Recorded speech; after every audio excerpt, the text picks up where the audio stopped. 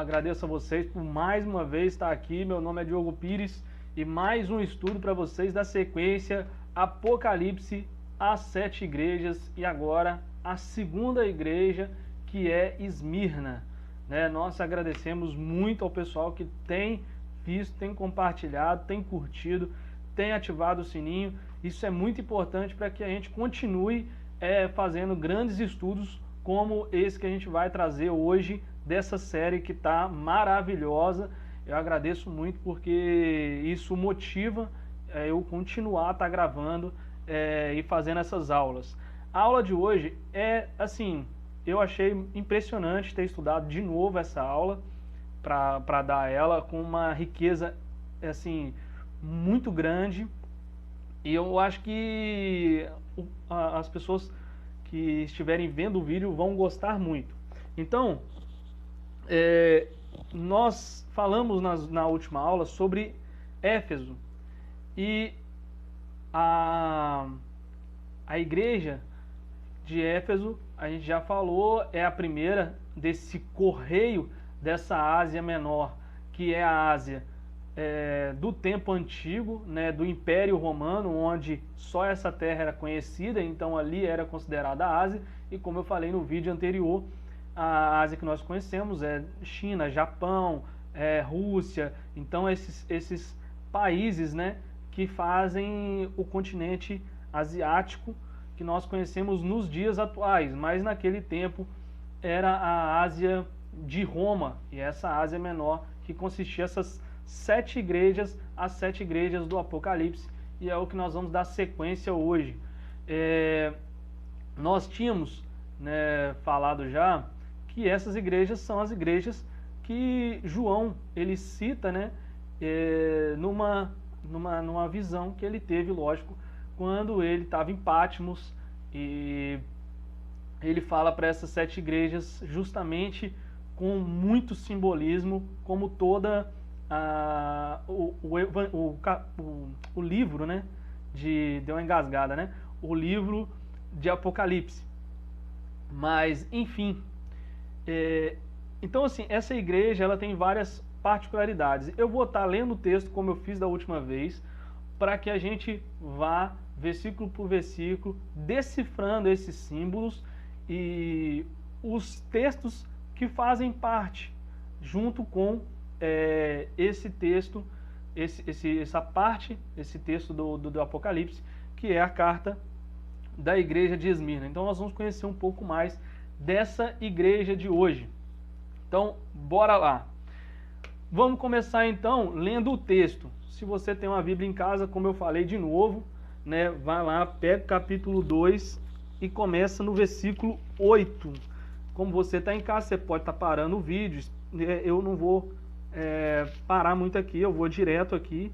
Enquanto isso, se for o caso, você dá um pause no vídeo e procura e depois continua, dá o play para continuar junto comigo, tá? Então vamos lá.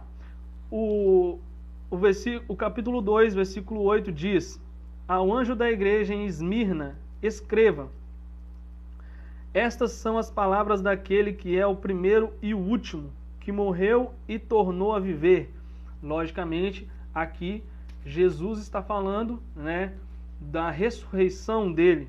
Não há muito o que interpretar aqui, está muito claro a palavra daquele que é o primeiro e o último, o alfa e o ômega, o princípio e o fim.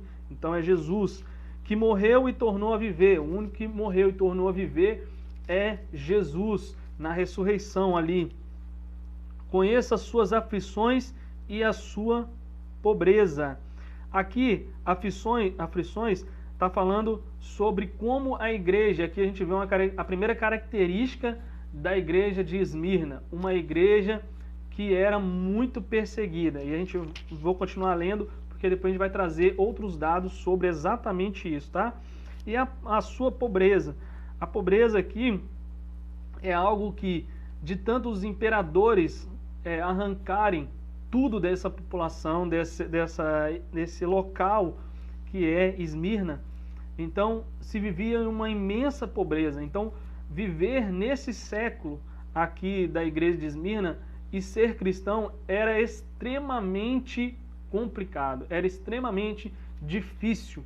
Uma igreja que sofreu todo tipo de aflição, todo tipo de perseguição e pegou os imperadores mais ruins da face da terra, né, que já existiram. Eu acho que foi a igreja de Esmirna. Então, assim, a característica de mostrar essa igreja no Apocalipse é mostrar o quanto essa igreja foi perseguida. Se em Éfeso a gente vê uma igreja que ainda guardava a fidelidade, né, guardava a questão, a questão da esperança que a igreja tinha, e mesmo tendo uma pessoa como os conhecidos nicolaítas, né, que perseguiam a igreja de Éfeso, aí agora aqui a perseguição é de imperadores. E a gente tem a informação de que foram vários imperadores, e eu vou falar deles, são 10, tá? Eu vou falar um pouco sobre isso também. Então, seguindo, conhecendo a blasfêmia dos que se dizem judeus, mas não são. Aqui é aquela velha tecla que a gente bate lá em Eclesiastes, não, em Gálatas 3, né, que vai falar sobre lei e graça. E aqui, nesse sentido de dizem ser judeus e não são, é porque eles estavam vivendo totalmente a lei e não a graça. Então essa é uma alusão a exatamente esse ponto de vida cristã que alguns cristãos daquela época eles estavam vivendo totalmente a lei e não a graça de Deus, mesmo com tanta perseguição e a complexidade de ser cristão naquela época. Sendo antes sinagoga de Satanás. Então, além de viver a lei e não a graça, esses mesmos judeus que se diziam judeus, como ele mesmo aqui no texto, na carta que ele envia para Esmirna, ele fala, se dizem judeus, são sinagogas de Satanás, são sinagogas que o significado de Satanás aqui é acusador, né? E até a palavra em si é isso, né? Acusador. Então, sinagoga de acusadores, eram igrejas que são igrejas de acusadores, que ao invés de viver em comunhão, o tempo todo acusava o outro de não estar vivendo a lei ou o que deveria ser vivido, né, como o que Deus queria que vivessem.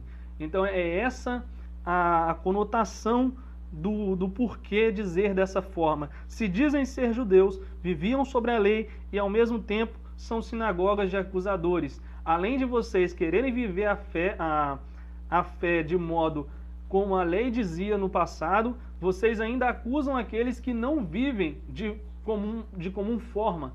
Então é algo que está querendo dizer esse versículo. Não tenham medo do que vocês estão prestes a sofrer. Versículo 10, tá? Não tenham medo do que você está prestes a sofrer. Ou seja, além de estar vivendo tudo isso, ainda ia piorar. E porque a continuação vai dizer: o diabo lançará alguns de vocês na prisão para prová-los. O diabo aqui também tem a mesma conotação de acusador, tá? Então seria: o acusador lançará alguns de vocês na prisão para prová-los. Então vão ter mais pessoas que vão acusar vocês para que vocês sejam presos para ser provados se você é de Deus mesmo ou não, se você vive o que você diz ou não. Então olha como que era tão complicado e como que poucas palavras aqui a gente consegue extrair muita coisa. E na continuação diz: e vocês sofrerão perseguições durante 10 dias. Aqui está o ponto que eu queria chegar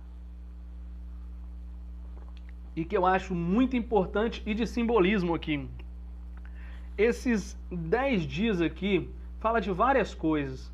tá? São 10 imperadores que iam proceder a ordem depois que essa carta chegou a eles. E, como eu sempre digo, Apocalipse é um livro de esperança. Então, nesse exato momento, ele vai falar para eles o que ia acontecer. O que ia acontecer? 10 imperadores, que são os nomes, eu coloquei aqui porque eu não ia gravar, né? E eu vou ler para vocês. A história de Nero, todo mundo já sabe que Nero incendiou Roma, né? Então, um dos piores, enlouqueceu, incendiou para falar que os cristãos eram os que tinham incendiado Roma, e foi uma perseguição assim que eu nem imagino de tão difícil que deve ter sido. E isso tudo a igreja de Esmirna viveu, tá? Domiciano, Trajano, Marco Aurélio, Severo, Maximino, Décio, Valeriano, Aureliano e Diocleciano. Então esses foram os 10 imperadores dessa profecia que foi dita aqui de 10 dias. Esses 10 dias tem a referência desses 10 imperadores. E também o pior deles, que foi Domiciano. Porque esse imperador, ele também, o império dele foi de 10 anos perseguindo a igreja.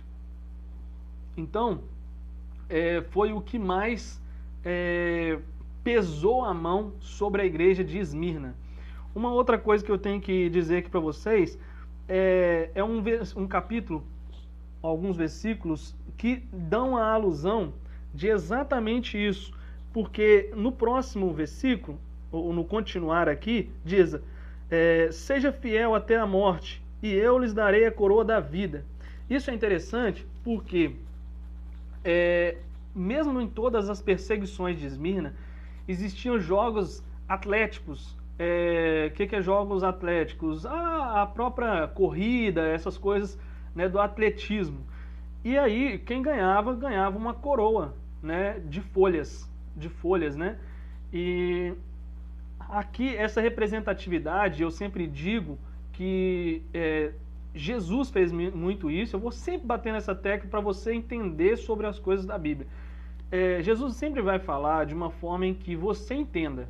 Por isso que eu não fico falando muito aqui de uma forma muito acadêmica, porque eu quero atingir pessoas que não têm tanto conhecimento bíblico para que falasse academicamente. Não tem necessidade disso, porque eu quero que você entenda, que você viva isso, que você cresça através dessas aulas, tá certo? Então é importante que eu fale de uma maneira que você entenda melhor. E aqui, quando ele fala sobre isso, ele estava dando uma alusão exatamente a essa coroa de folhas, que ele vai dar uma coroa de vida. Então, ao vencedor eu darei uma coroa de vida. Isso também foi dito na carta de Éfeso sobre a questão do paraíso. Falou sobre a árvore da vida. Vocês conhecerão o bem e o mal, né? A questão dessa vida em abundância de estar no Éden. Éden significa presença de Deus. Então, Éfeso já falava disso, mas agora Esmirna vai falar de uma coroa de vitória, uma igreja triunfante. Então, uma igreja que vence ao final. Essa é a conotação do porquê desse final desse versículo. Seja fiel até a morte, e eu lhes darei a coroa da vida. Ou seja, não negue a Cristo de forma alguma, independente do tamanho da aflição. Tenha a esperança de Apocalipse, que não é um livro falando sobre coisas ruins, vai falar de coisas boas. Você tem que ter esperança até o final, porque você vai ganhar a coroa da vida. Então, versículo 11, aquele que tem os ouvidos, ouça o que o Espírito diz à igreja. O vencedor de modo algum sofrerá a segunda morte. O que significa a segunda morte? A morte espiritual. Eu queria citar 2 versículos aqui que fazem parte dessa questão de sofrer, que um deles é 2 Timóteo 3,12, que vai dizer o seguinte: de fato, todos os que desejam viver piedosamente em Cristo Jesus serão perseguidos. Então, se você acha que você vai viver em Cristo e ninguém vai achar ruim, que a sua família não vai achar ruim de você estar seguindo a Cristo agora, de você estar negando muitas coisas, por exemplo, toda a sua família bebe e você diz que não quer beber mais, todo mundo quer ir para balada e você não quer ir mais, isso, mesmo que seja muito pequeno, mas você vai sofrer essas perseguições. Não tem como, não tem como. Negar ao mundo e viver para Cristo é algo que é complicado. Mas você sabe, como eu já disse aqui sobre isso, que você receberá no final a coroa da vida, tá certo? Outro versículo aqui é Marcos 13, né? Versículo 11, que diz assim: sempre que forem presos e levados a julgamento, não fiquem preocupados com o que vão dizer. Digam tão somente o que lhes for dado naquela hora, pois não serão vocês que estarão falando, mas o Espírito Santo. Ou seja, se você for justo, o Espírito Santo, ele zela por você, tá? Aí, versículo 12. O irmão trairá seu próprio irmão, entregando-o à morte, e o mesmo fará o seu pai e seu filho. Filhos se rebelarão contra seus pais e os matarão. Todos odiarão você por minha causa, mas aquele que perseverar até o fim será salvo. Glória a Deus por isso, porque nós temos que perseverar até o final, porque Cristo, ele nos amou. Essa é a ideia que está sendo passada sobre Esmirna. A igreja de Esmirna, essa esperança está sendo passada para nós.